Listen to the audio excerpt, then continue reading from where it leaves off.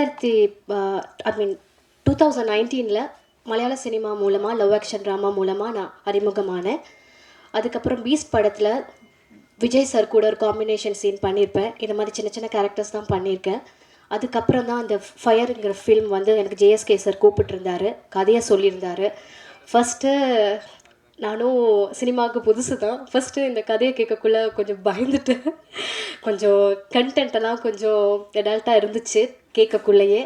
So ஃபுல்லாக அந்த கதையை கேட்ட பிறகு தான் எனக்கு ஓகே பண்ணலாம், ஓகே சார் அப்படின்னு சொல்லிட்டு உடனே அவர் கதை சொல்லி முடித்த உடனே நான் ஓகே சார் பண்ணுறேன் சார் அப்படின்னு சொல்லிட்டு வந்துட்டேன். நான் யோசிக்கிறது கூட டைம் எடுக்கல.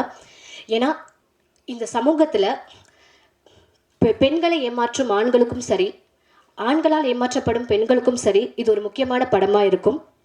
படம் மட்டும் இல்லை, இது ஒரு நல்ல பாடமாகவும் இருக்கும். ஃபர்ஸ்ட் பாலா தான் ஹீரோ அப்படின்னோட ஐயோ பாலாவா கோவக்காரராக இருப்பாரு, சாரு மேசையெல்லாம் தூக்கி உடச்செல்லாம் பார்த்துருக்கேன் பிக் பாஸ்லன்னு சொல்லியெல்லாம் பயந்துருந்தேன். ஆனால் பாலா அப்படி கிடையவே கிடையாது. சரியான கைண்டான ஒரு பர்சன்.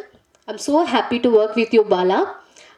அதே மாதிரி உங்களுக்கே தெரியும், இந்த இதில் நீங்கள் ட்ரெய்லர் டீசரில் பார்த்தீங்க, உங்களுக்கு அந்த சீன்ஸ் எல்லாம் இருந்திருக்கும் கொஞ்சம் கண்டென்ட்டாக. ஸோ அந்த மாதிரி சீன்ஸ் எல்லாம் பண்ணக்குள்ளே ஃபஸ்ட்டு அந்த ஒரு ஐ மீன் அந்த ஒரு கம்ஃபர்ட் ஜோன் கொடுத்தாங்க பாலா. அதனால தான் எனக்கு அந்த படம் அந்த சீன் எனக்கு வந்து பண்ண முடிஞ்சிச்சு. அந்த பர்டிகுலர் சீன்ஸ் எல்லாம் எனக்கு பண்ண முடிஞ்சிச்சு. ஸோ தேங்க்ஸ் பாலா, உங்களுக்கு என்னை கம்ஃபர்ட்டாக வச்சுக்கிட்டீங்க. அப்புறம் டெலிகிராமில் ஓடிடிலலாம் வந்து லிங்க் வரும், கிளியர் காப்பியெல்லாம் பார்க்கலான்லாம் நீங்கள் வெயிட் பண்ணக்கூடாது. எல்லோரும் தியேட்டரில் போய் பார்க்கணும். எங்களுக்காக சப்போர்ட் பண்ணுங்க.